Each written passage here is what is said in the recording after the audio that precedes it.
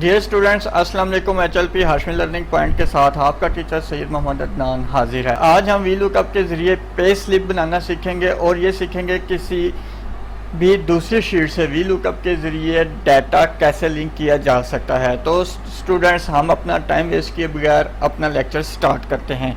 जैसा कि आपके सामने एक स्ट्रक्चर नज़र आ रहा है पे स्लिप का। यहाँ पर मैं 12 लिखता हूँ तो 12 के अगेंस्ट जो एम्प्लॉय रजिस्टर्ड है वो उसका नाम, designation, department, basic salary, house rent allowance, तमाम अलाउंसेस, लीव रिकॉर्ड और डिडक्शंस आने के बाद उसकी gross salary, net salary calculate हो रही है। यहाँ पे कंप्लीट टोटल डिडक्शन भी कैलकुलेट हो रही हैं। आज हमने देखना है कि इसमें VLOOKUP किस तरीके से हमें हेल्प कर रही है पे स्लिप बनाने में। अब यहाँ पर देखें, जस्ट हम एम्प्लॉय ID इंटर करते हैं और नेम आ जाता है, डेजिग्नेशन, डिपार्टमेंट, उसकी basic salary, house rent allowance, medical allowance, utility allowance, travelling allowance. ये तमाम डाटा VLOOKUP के ज़रिए एक दूसरी शीट जिसमें सैलरी शीट बनाई हुई है, यहाँ से ये तमाम डाटा लिंक हो रहा है इस पे स्लिप में।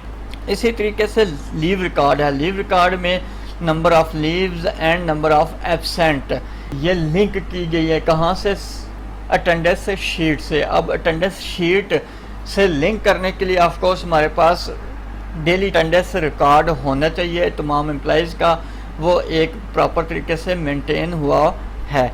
अब यहाँ पर देखें, उसी एम्प्लॉइज़ की तमाम मंथ की अटेंडेंस रिकॉर्ड है जिसमें इसका leave, absent and holidays present तमाम के तमाम डेज़ को कैलकुलेट किया गया है। अगर आपको मैं एक डेमो दिखाता हूँ, इस वक्त हमारे पास एब्सेंट 1 एंड प्रेजेंट 23 है। यहाँ पर एब्सेंट की जगह मैं प्रेजेंट करता हूँ। प्रेजेंट कर जैसे किया, इसकी प्रेजेंट 24 होगी और एंड एब्सेंट 0 होगी। लीव को अगर मैं एब्सेंट कर दूँ तो absent 1 and leave 1। Attendance sheet किस तरीके से प्रिपेयर की गई है ये एक अलग से लेक्चर में हम डिस्कस करेंगे, लेकिन आपको बताने का मकसद ये है कि पे स्लिप में यहाँ से हमें एब्सेंट और लीव के रिकॉर्ड को लिंक करना पड़ेगा।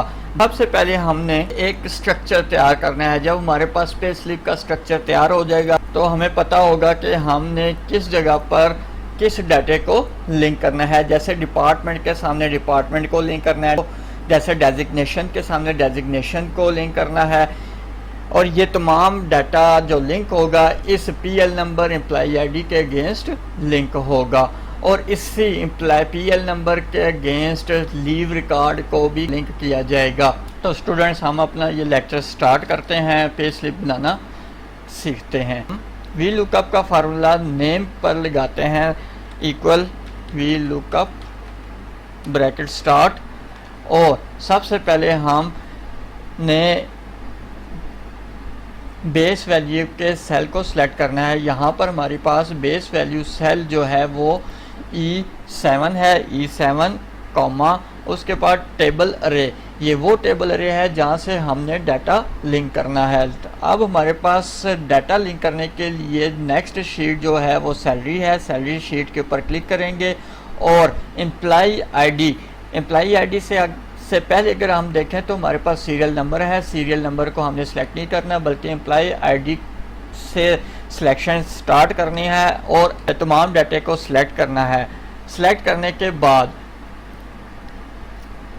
इंडेक्स नंबर देना है। अब इंडेक्स नंबर का मतलब ये है कि जिस हेडिंग का डाटा लिंक करना चाहते हैं उस हेडिंग का कॉलम नंबर लिखना है। यहाँ पर आप गौर से देखें तो एम्प्लॉय ID से हमने डाटा सेलेक्ट करना स्टार्ट किया था, इसलिए एम्प्लॉय ID हमारे पास कॉलम नंबर 1 है और employ name column number 2।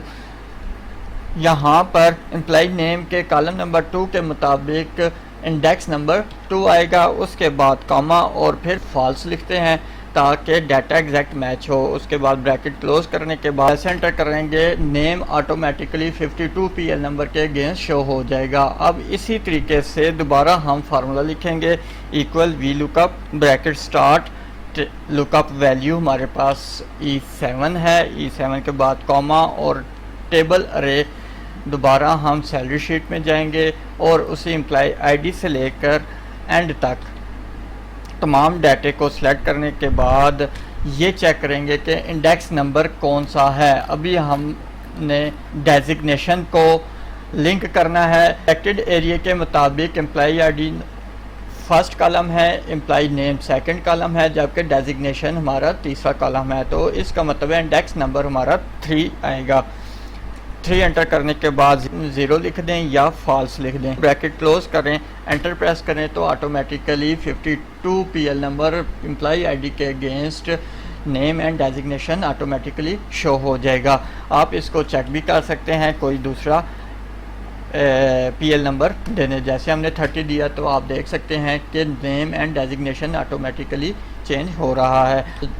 Specific cell के अगेंस्ट हमें यही मेथड रिपीट करना है। हम सोचा जाए तो ये एक मेथड बार बार रिपीट करने में गलती भी हो सकती है। मैं आपको यहाँ पर एक आसान तरीका बताता हूँ। जो लास्ट आपने फार्मूला एंटर किया है उसी सेल के ऊपर जाएं और F2 प्रेस कर दें। F2 प्रेस करने के बाद इस एंटर किए हुए तमाम फार्मूले को सिलेक्ट करें। सिलेक्ट करने के बाद कंट्रोल C के साथ कॉपी करें और डिपार्टमेंट के सामने आकर दोबारा F2 प्रेस करके कंट्रोल V कर दें। अब जैसे कंट्रोल V करेंगे वो फार्मूला जो आपने ऊपर पेस्ट किया हुआ था वो यहाँ पर भी अप्लाई हो जाएगा।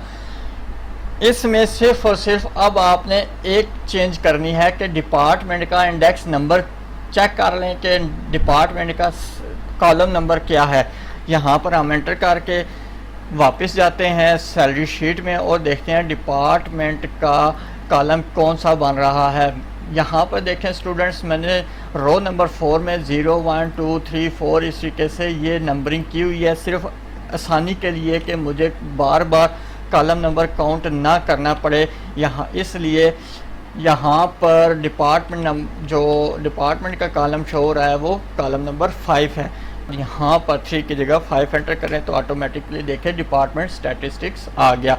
अब इसी फार्मूले को दोबारा कॉपी करें। कॉपी करने के बाद नीचे जिस सेल में आपने डाटा एंटर करना है या डाटा लिंक करना है, फार्मूला लगाना है, वहाँ पर F2 प्रेस करके कंट्रोल V प्रेस करें और यहाँ पर अब इंडेक्स नंबर ही सिर्फ चेंज करना है, बाकी फार्मूला लगाने की ज़रूरत नहीं है। अब देखा जाए तो बेसिक सैलरी का इंडेक्स नंबर यहाँ पर एंटर होना चाहिए। तो देख लेते हैं सैलरी में बेसिक सैलरी का इंडेक्स नंबर क्या है। अब यहाँ पर इंडेक्स नंबर 13 आ रहा है। देखें आप इस सैलरी शीट को देखते हुए थोड़ा सा कंफ्यूज होंगे कि 5 के बाद 13 कैसे डायरेक्ट आ गया। तो इसमें कंफ्यूज होने की ज़रूरत नहीं है। 5 और 13 के दरमियान मेरे बहुत ज़्यादा एक्स्ट्रा कॉलम्स मौजूद है जिनको मैंने हाइड किया हुआ है। इस सिलेक्टेड टेबल में वो कॉलम्स भी सिलेक्ट हैं, इसलिए इस कॉलम का नंबर 13 है। उनको मैंने हाइड किया हुआ है क्योंकि उनकी मुझे कोई ज़रूरत नहीं थी। आपको अपनी शीट में उन कॉलम्स को बनाने की ज़रूरत नहीं है। इसकी वजह से आपका ये इंडेक्स नंबर 6 हो सकता है या, लेकिन मेरा यहाँ पर ये 13 इंडेक्स नंबर है। तो यहाँ पर फार्मूले में इंडेक्स नंबर 13 एंटर करूँगा। जैसे एंटर किया तो आप देख सकते हैं बेसिक सैलरी 78,500 आ गई है। हाउस रेंट अलाउंस में भी सिंपल वही काम करूँगा। हाउस रेंट अलाउंस में डाटा एंटर करने के बाद हाउस रेंट अलाउंस का कॉलम नंबर देख लेते हैं। हाउस रेंट अलाउंस का कॉलम नंबर 14 है। यहाँ पर इंडेक्स नंबर 14 दे देते हैं। इसी तरह तमाम सेल्स के सामने स्पेसिफिक डाटा लिंक कर देते हैं।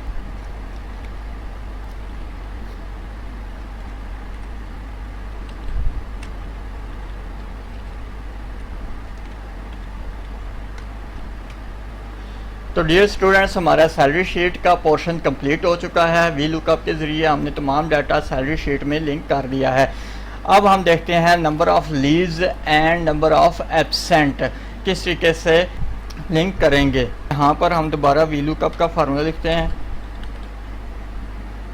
Bracket start base value cell number E7 comma and जो अब हमारे पास टेबल अरे अटेंडेंस शीट का आएगा।